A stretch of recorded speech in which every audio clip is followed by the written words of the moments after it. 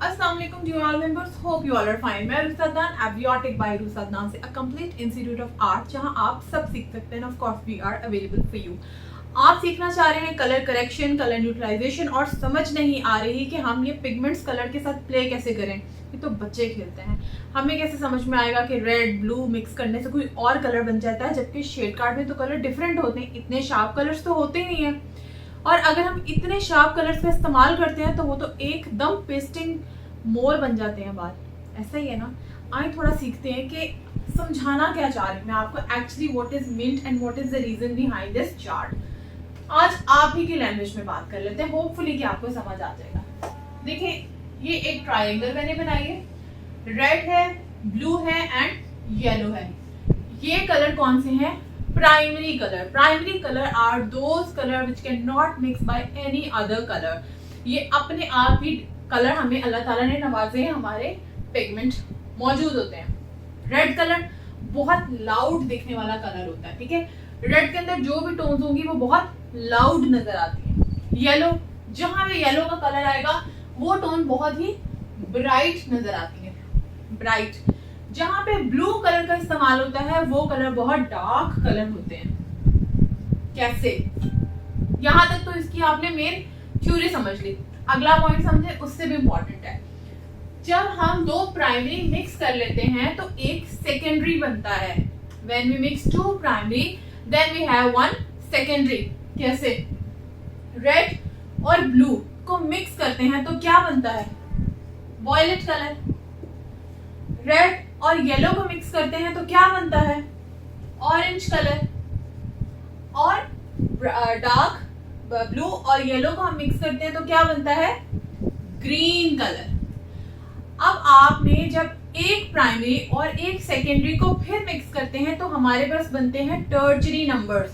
जैसे कि अगर हम ऑरेंज और येलोइश को कोई भी टोन मिक्स करते हैं तो हमारे पास गोल्ड की सीरीज आ जाती है. गोल्ड के नंबर 0.33 के नंबर, उनमें गोल्ड होता है. कॉपर के जो नंबर होते हैं 6.34, ये सारे टर्शरी टोन्स हैं, यानी इनमें दोनों रिफ्लेक्शन आने वाले हैं. 6.34 गोल्ड भी है और कॉपर भी है. समझ में आ रही है? 6.33 ब्राइट कलर है, टर्शरी नंबर्स के साथ मिलकर बन रहा है, प्राइमरी कलर्स के साथ मिलकर बन रहा है, यानी इसके अंदर रिफ्लेक्शंस आते हैं. येलो और ग्रीन, येलो और ग्रीन हम ऑलिव ग्रीन्स की तरफ चले जाते हैं. ऑलिव ग्रीन्स जो शेड्स होते हैं ना, हमारे पास 8.23 के शेड्स होते हैं.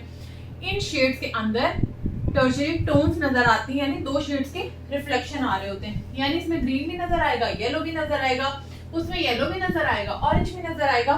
ऑरेंज और रेड के नंबर कौन से शेड होते हैं? जो कॉपर होते हैं. जैसे 6.54 नंबर होता है, इसमें हमारी टर्शरी, प्राइमरी, सेकेंडरी सारे रिफ्लेक्शंस नजर आ रहे हैं. समझ में आ रही है आपको? आई होप आज तो आ रही हो.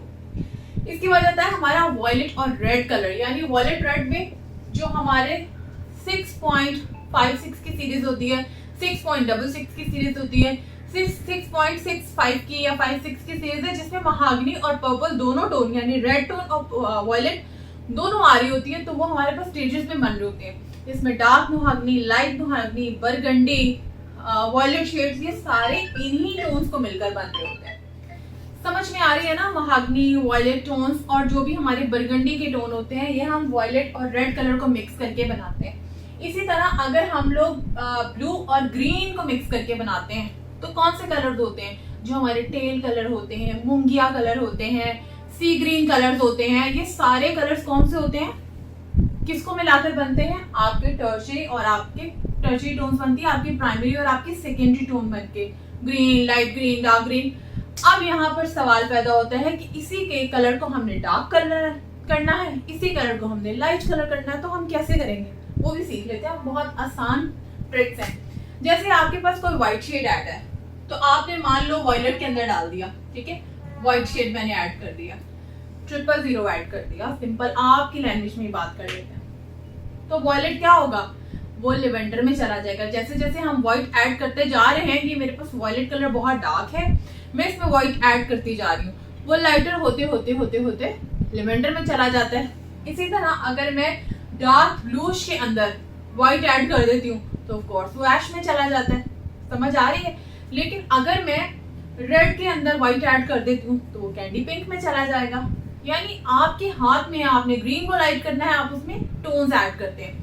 अगर आपको शेड बनाना है यानी डार्क करना है कलर को, तो ऑफ कोर्स हम उसमें ब्लैक ऐड करते जाते हैं। जैसे मैं रेड के अंदर ही अगर ब्लैक ऐड करती हूँ तो वो मर्जेंडाश में चला जाएगा, मर्जेंडा कलर बन जाएगा। होपफुली कि आपको समझ में आ रहा होगा। इसी तरह ब्लू के अंदर अगर मैं व्हाइट की जगह ब्लैक ऐड कर रही हूँ तो वो बजाय लाइट होने के ऑफ कोर्स वो डार्क रिफ्लेक्शन देगा, डार्क टोन्स देगा, डार्क ब्लू हो जाएगा।